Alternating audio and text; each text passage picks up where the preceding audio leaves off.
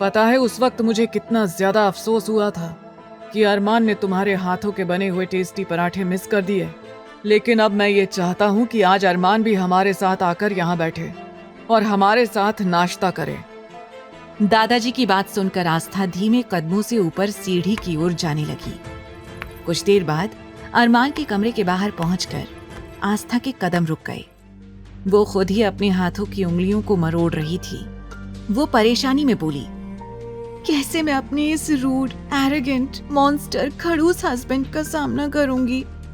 कहीं ये मुझे फिर से ना गिरा दे। लेकिन अंदर जाने के अलावा मेरे पास और कोई रास्ता भी तो नहीं है। आस्था ने एक गहरी सांस ली और हिम्मत करके दरवाजा खोल दिया। दरवाजा खुला तो सामने का नजारा देखकर उसकी चीख निकल गई। सामने अरमान इस वक्त बाथरूम से नहाकर निकला था। अरमान की गहरी नजरें इस वक्त आस्था को घूर रही थी। आस्था ने तुरंत अपना मुंह दूसरी तरफ कर लिया और अपने दोनों हाथों से अपने चेहरे को कवर कर लिया। वो हड़बड़ाते हुए बोली, आप ऐसे यहाँ क्या कर रहे हैं? और आप कपड़े क्यों नहीं पहन लेते? ये पहली बार था जब आस्था ने अरमान को इस तरह से देखा था। अरमान आस्था की ओर आग उगलती हुई नजरों से देखते हुए बोला, तुम्हारी इतनी हिम्मत कि तुम मुझे ऑर्डर दो? क्या तुम्हें इतनी भी तमीज नहीं है कि बिना नॉक किए किसी के कमरे में नहीं आते? अरमान कड़े लहजे में बोला, अगर तुम मुझे इम्प्रेस करने के लिए और मेरा अटेंशन पाने के लिए ये सब ड्रामा कर रही हो ना, तो तुम्हें बता दूं कि तुम्हारी ये चीप ट्रिक्स मुझे कभी भी तुम्हारी ओर अट्रैक्ट नहीं कर सकती है। याद रखना, अरमान सिंघानिया से टकराओगी तो सिवाय नफरत के तुम्हें और कुछ नहीं मिलेगा।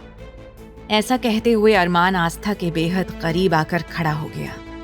अरमान की बातें सुनकर आस्था की आंखें भर आई। वो सपने में भी नहीं सोच सकती थी कि अरमान उसके साथ इस तरह की बातें करेगा। ऐसी बातें उसके दिल को छलनी कर रही थी। वो कांपती हुई आवाज में बोली, देखिए अरमान जी, आपको गलत फहमी हुई है। हम तो यहाँ बस आपको नाश्ते के लिए बुलाने आए थे। नीचे दादाजी आपको बुला रहे हैं। आस्था की कमजोर आवाज सुनकर अरमान इरिटेट होकर बोला, ओह प्लीज, ये फालतू की नॉनसेंस बातें मेरे सामने मत करो।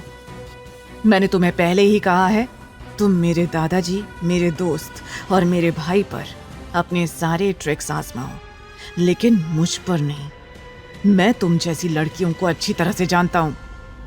अरमान की इस तरह की बातें सुनकर आस्था की बॉडी अंदर तक कांपने लग गई, क्योंकि इस वक्त अरमान की आंखों में उसे अपने लिए सिर्फ और सिर्फ नफरत दिखाई दे रही थी। डर के मारे आस्था का गला सूखने लगा। उसे ऐसा लग रहा था जैसे अरमान अभी इसी वक्त उसकी जान ले लेगा। अचानक आस्था धीरे धीरे अपने कदम पीछे की तरफ खिसकाने लगी, लेकिन जैसे ही वो थोड़ा पीछे हुई, अचानक से वो एक इंपोर्टेड पॉट से जा टकराई और गिरते गिरते बची। पॉट से टकराने की वजह से उसका दुपट्टा उसके कंधे से हटकर नीचे गिर गया। आस्था ने अपनी आंखों को कसकर बंद कर लिया और मन ही मन भगवान से प्रार्थना करने लगी, कान्हा जी, हम थोड़ी देर में आपके दर्शन करने आ रहे हैं। प्लीज कान्हा जी, बस अभी हमें इस मॉन्स्टर से बचा लीजिए। आस्था को इस तरह से आंखें बंद करते हुए देखकर अरमान और ज्यादा गुस्से में बोला, मानना पड़ेगा, काफी अच्छी एक्टिंग कर लेती हो तुम, लेकिन तुम्हारी जानकारी के लिए बता दूं, तुम्हारे जैसी ना जाने कितनी ही लड़कियां हैं जो मुझे हर रोज करने की कोशिश करती हैं। नफरत, सिर्फ और सिर्फ नफरत, समझी तुम? अरमान ने गुस्से से उसका दुपट्टा जमीन से उठाया और उसके ऊपर फेंक दिया, क्योंकि इस वक्त आस्था बेहद खूबसूरत लग रही थी और ज्यादा देर अरमान उसकी खूबसूरती को देख नहीं पा रहा था। ना चाहते हुए भी अरमान की नजरें उसके अनारकली सूट के ऊपर से ही उसके शरीर पर जाने लगी। आगे की कहानी जानने के लिए देखें अगला एपिसोड सिर्फ पॉकेट एफएम के YouTube चैनल पर, और तेरे इश्क में के सारे एपिसोड्स को सुनने के लिए डिस्क्रिप्शन में दी लिंक से डाउनलोड करें पॉकेट एफएम ऐप।